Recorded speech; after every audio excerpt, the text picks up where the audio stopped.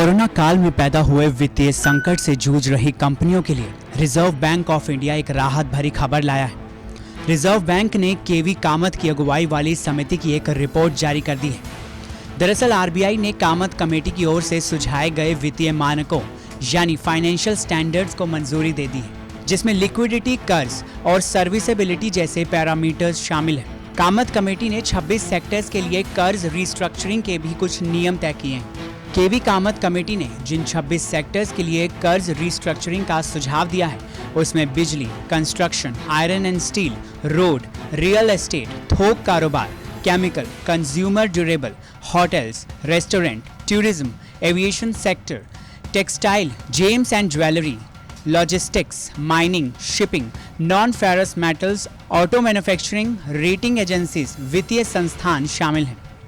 केवी Kamat committee ने अपनी सिफारिश में एविएशन और रियल एस्टेट सेक्टर को राहत देने की बात कही है। आपको पता हो, कोरोना और लॉकडाउन से सबसे ज्यादा यही दो सेक्टर प्रभावित हुए हैं। गौरतलब है, लोन रिस्ट्रक्चरिंग का ऐलान कोरोना महामारी की वजह से संकट में आई कंपनियों को बाहर निकालने के लिए किया गया था, लेकिन अब इस पर फिर से विचार किया जाने वाला है। पिछले हफ्ते ही कामत कमेटी ने अपनी एक रिपोर्ट भी सौंपी थी। दरअसल कोरोना संकट के चलते लगभग 15.52 लाख करोड़ के कॉरपोरेट लोन पर संकट पैदा हो गया है। ये रकम बैंकिंग सेक्टर की ओर से जारी किए गए कुल लोन के 29.4% के बराबर है। यानी मार्च के आखिरी हफ्ते में कोरोना संकट से निपटने के लिए लागू किए गए लॉकडाउन के बाद ऐसे हालात पैदा हो गए जिससे अर्थव्यवस्था पर बड़ा संकट आन पड़ा। लोन रिस्ट्रक्चरिंग का प्लान तैयार करने वाली केवी कामत कमेटी की माने तो देश में 23.71 लाख करोड़ रुपए यानी 45% लोन पहले से ही फंसा हुआ था।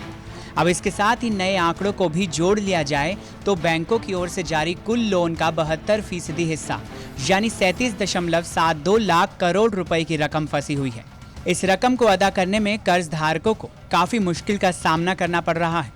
गौरतलब है, बीते दिनों वित्त मंत्री निर्मला सीतारमण ने कर्ज पुनर्गठन योजना तेजी से लागू करने को लेकर बैंकों और गैर बैंकिंग वित्तीय कंपनियों प्रमुखों के साथ बैठक की थी।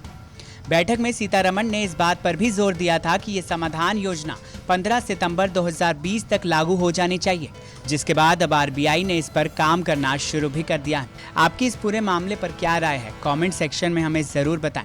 साथ ही देश और दुनिया की तमाम बड़ी खबरों के लिए आप देखते रहें TV9 भारतवर्ष। न्यूज़ टॉप 9 रोज सुबह 7 बजे और शाम 7 बजे सिर्फ TV9 भारतवर्ष पर।